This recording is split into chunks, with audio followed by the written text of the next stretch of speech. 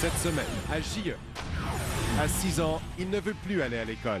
Il me raconte qu'un tel enfant l'a frappé au visage, qu'un autre l'avait jeté par terre, puis un s'était mis à le frapper à coups de pied et l'autre un coup de poing au visage.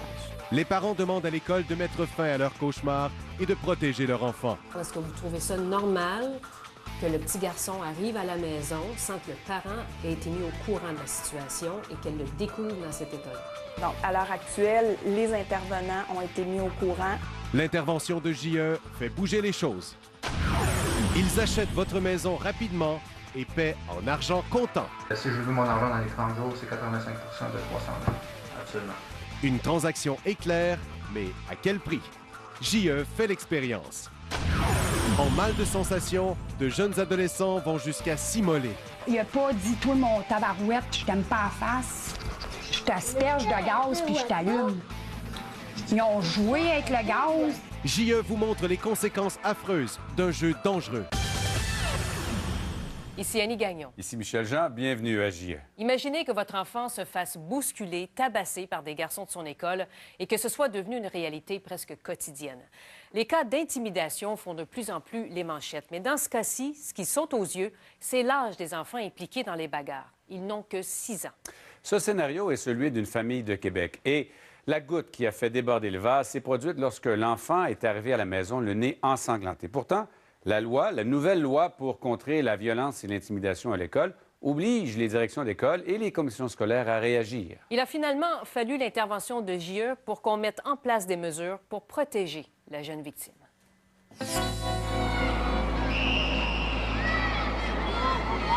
Il est ouvert, il s'assoit, il parle, maman, il est arrivé telle affaire, on discute à tous les jours qu'est-ce qui s'est passé à l'école, les activités, etc. Et ça allait bien jusqu'à ce que tranquillement il se ferme. Je posais des questions, mais je n'avais pas vraiment de réponse.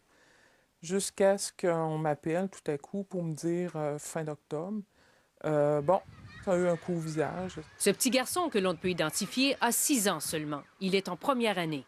Depuis le début de l'automne, il raconte à sa mère être devenu le souffre-douleur de 3 garçons du même âge qui fréquentent la même école. Il me raconte qu'un tel enfant l'a frappé au visage, qu'un autre auparavant l'avait attrapé par le capuchon de son chandail, qu'il l'avait jeté par terre, puis un s'était mis à le frapper à coups de pied et l'autre un coup de poing au visage. C'est sûr que mon cœur de mère a fait 3 tours. L'incident du mois d'octobre est suivi d'un autre, encore plus sérieux cette fois, le 2 novembre. Mon conjoint est allé chercher l'enfant et il revient en me disant il s'est passé une chicane à l'école, on changeait son gilet, je sais pas pourquoi, il a son gilet d'éducation physique, il aurait peut-être saigné. J'ai pas été capable d'en savoir plus par les intervenants. Quand j'ai ouvert le sac, j'ai vu le chandail plein de sang, j'ai vraiment eu un coup de cœur en me disant non, là, c'est assez. On voyait qu'il avait saigné du nez, il y avait encore du sang à l'intérieur des narines. Il se plaignait de maux de tête, mal dans le cou. Et il pleurait beaucoup. Je veux plus aller à l'école, c'est fini, on me bat, je me fais battre, maman. Je m'amuse tout seul, on vient me chercher, je leur dis de me laisser tranquille, comme tu m'as dit. Puis ils m'emmènent dans un coin, puis ils me battent. Étonnamment, la direction de l'école n'a pas contacté la mère pour l'informer de cette violente altercation. Pourtant, une éducatrice avait pris le temps de lui laver le visage et de changer son chandail. Et il me dit, ma tête a tombé sur l'asphalte, maman. Et il présentait des maux de tête. C'est sûr que j'étais un peu inquiète. Et j'ai demandé un rendez-vous avec le pédiatre. Au moment où il a consulté, il y avait également des nausées, il vomissait, puis il y avait des douleurs au niveau des jambes. Le docteur David Fecteau, spécialiste en pédiatrie sportive, a examiné le garçon. Définitivement. Effectivement, une chute de sa hauteur sur un objet dur peut donner un trauma crânio-cérébral, définitivement. Les élèves impliqués ont été rencontrés, l'enfant a été rencontré pour essayer de voir qu'est-ce qui s'était passé sur la cour. Donc, on parle ici d'une situation où des jeunes élèves de première année se bousculaient sur la cour et participaient à des jeux de des contacts physiques. La directrice de l'école et la commission scolaire des découvreurs minimisent les circonstances entourant la blessure de l'enfant. D'abord, je tiens à rappeler que tous les événements de conflit sur la cour d'école ne me sont pas rapportés parce qu'au quotidien, il y a quand même plusieurs situations conflictuelles avec nos élèves sur la cour d'école. Oui, mais on parle ici d'un coup à la tête. Le petit garçon est tombé. On parle d'un coup à la tête qui est quand même assez grave. À l'heure actuelle, on n'est pas en mesure de confirmer que le coup à la tête a été dans ce contexte-là. Quand un enfant est rendu à saigner, c'est inacceptable. Je me suis rendue moi-même en personne à l'école avec le chandail, plein de sang. On lui a changé de chandail, on lui a lavé le visage et on n'avertit pas le parent. Elle l'apprend une fois que le petit garçon arrive à la maison. Trouvez-vous ça normal, en tant que directrice d'une école? Donc, c'est certain que les mesures ont été prises en place auprès des personnes concernées. Non, je vous parle, est-ce que vous trouvez ça normal que le petit garçon arrive à la maison sans que le parent ait été mis au courant de la situation et qu'elle le découvre dans cet état-là? Donc, à l'heure actuelle, les intervenants ont été mis au courant. La directrice admet enfin qu'il s'est écoulé trop de temps avant que le parent ne soit informé. Lorsque cette situation-là est arrivée, normalement, il y a une personne qui communique directement avec le parent et les intervenants qui ont été sur place ont été rencontrés afin que ce délai-là ne se reproduise plus. Insatisfaite des quelques rencontres organisées par l'école, la mère du garçon dépose une plainte à la police. Parce que je considérais que c'était des actes de violence. Puisque les enfants ont moins de 12 ans, les policiers ne peuvent déposer d'accusation criminelle, ce qui n'est pas le cas au civil. Le recours de cette maman-là au civil est très clair. Cette avocate explique que la responsabilité incombe automatiquement à l'école et aux parents d'enfants intimidateurs. Et là, on est présumé avoir commis une erreur, une faute dans notre devoir de garde, surveillance et bonne éducation. Et la façon pour les parents de se dégager de cette présomption-là sera d'établir qu'ils n'ont commis aucune erreur, aucune faute dans la surveillance, dans l'éducation et dans la garde de leurs enfants. Quand on confie nos enfants à l'école, on leur délègue une partie de notre autorité parentale, de la surveillance de nos enfants. Alors, ils ont la garde momentanée de nos enfants. Et lorsqu'il se produit un événement à l'école où un enfant est blessé, l'école est présumée, c'est encore une fois une présomption, avoir manqué à son devoir de surveillance parce qu'ils ont l'obligation de surveiller les enfants. Avez-vous tenté de parler aux parents des enfants? On n'a jamais voulu me nommer les parents, ni me dire le nom, ni le nom des enfants. On me répond toujours c'est confidentiel. Vous voulez les rencontrer? Vous aimeriez les rencontrer? Moi, j'aimerais les rencontrer pour qu'il y ait une prise de conscience que peut-être il y a des problématiques aussi, là, pour que les enfants réagissent comme ça. En entrevue, la directrice de l'école nous apprend que les 3 garçons intimidateurs faisaient déjà l'objet d'un suivi psychologique depuis la maternelle. Ces enfants-là, notre psychologue de l'école assure un suivi. Donc, ce sont des enfants pour qui on met des mesures en place et on est confiant que ces mesures-là vont faire en sorte que les bousculades vont cesser là, sur la cour d'école pour ces enfants-là. Donc, ils étaient déjà suivis par le psychologue avant ces événements-là? Ces enfants-là étaient connus de la direction de l'école, des enseignants comme de la première année. Malgré les antécédents connus des enfants, aucune mesure n'a été prise pour protéger le petit garçon avant les événements d'octobre et de novembre. La direction ne s'est pas non plus donné la peine d'en faire état par écrit. Alors, lorsque l'école sait que des enfants ont des antécédents de mauvais comportements, de brutalité, même de violence, ils doivent apporter une attention particulière à ces enfants-là pour bien les encadrer, pour pas que de tels comportements se reproduisent. Quand je suis pas capable d'avoir un rapport qui concerne mon propre fils, je considère que j'ai pas vraiment l'information qui me permet de protéger mon fils. Et aussi pour avoir l'aide psychologique adéquate à ses besoins aussi, d'ailleurs. Il y en a besoin en ce moment? Oui. Beaucoup de cauchemars, ne veut plus dormir seul dans sa chambre. Est-ce que vous exigez de votre personnel qu'il y ait des rapports écrits sur des événements comme celui-là? Non.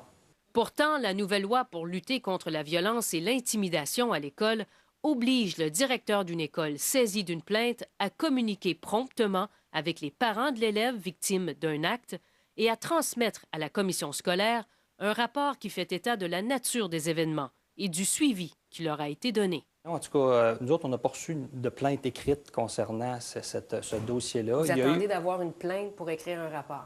Non. Au moment où on se parle, Mme Couillard, qui est la directrice de l'école, a rencontré la mère, lui a fait part de l'ensemble du dossier à sa satisfaction. C'est pas à sa satisfaction, puisqu'elle nous a appelés. Bien, c'est pas le message qu'elle nous envoie ce matin au terme de notre appel à son égard. Bien, c'est certain. On est intervenu dans le dossier, on vous a appelé hier. En fait, il a fallu l'appel de JE pour qu'on augmente davantage le nombre de surveillants dans la cour d'école de 2 à 8.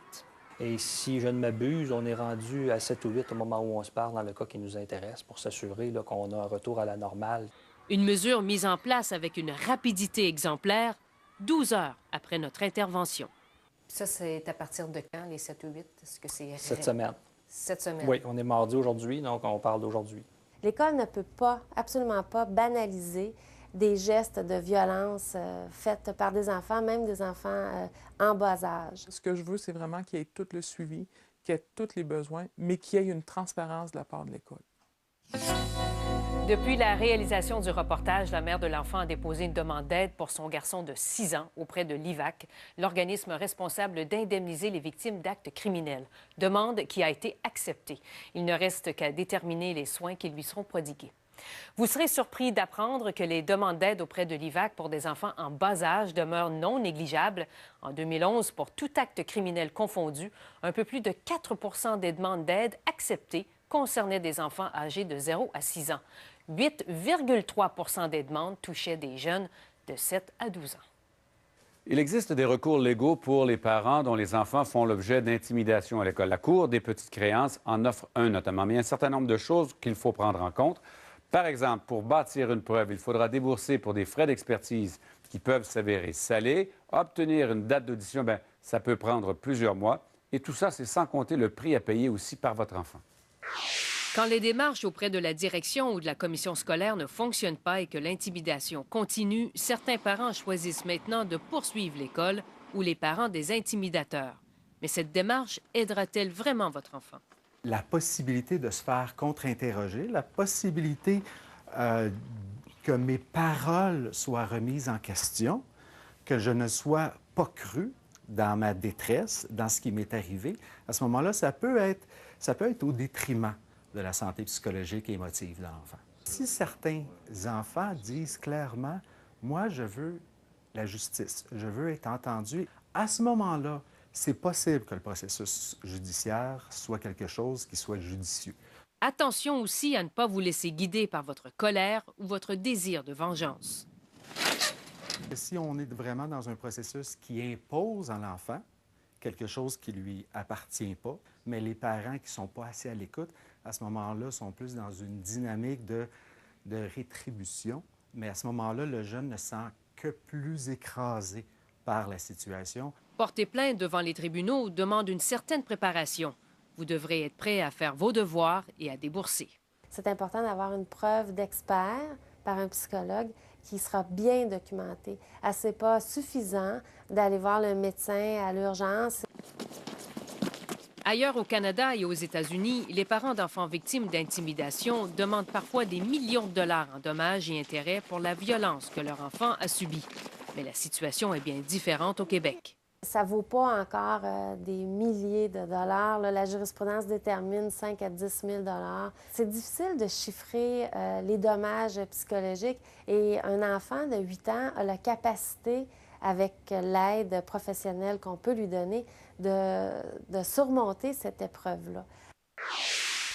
Si votre enfant se fait intimider et que vous vous sentez dépassé par les événements, eh bien, vous pouvez contacter la ligne parents. Il s'agit en fait d'un service de soutien parental disponible 24 heures sur 24. Des intervenants vont tenter de vous orienter vers des pistes de solutions. Ils sont démunis, ils vivent de l'impuissance, ils cherchent l'information. Il y en a qui ont aussi fait des démarches, puis ça n'a pas donné les résultats qu'ils voulaient. Puis ça recommence, puis ça continue, puis ça, on en a aussi des appels de ce type-là. Il n'y a pas de solution cannée. On part de la réalité du parent quand il nous appelle, puis on voit ce qui a déjà été fait, puis avec eux, on va essayer de trouver, dans le fond, l'action qui pourrait être la plus intéressante à poser à partir du moment où ils vont raccrocher le téléphone. Avoir un testament fait devant un notaire n'assure pas qu'on respectera vos dernières volontés. Ma sœur, elle m'avait toujours dit, écoute, Carole, promets-moi de faire en sorte que mes dernières volontés soient faites. Ça, je pourrais pas y respecter ça. Là. J'ai dit, écoutez, ça fait quand même 3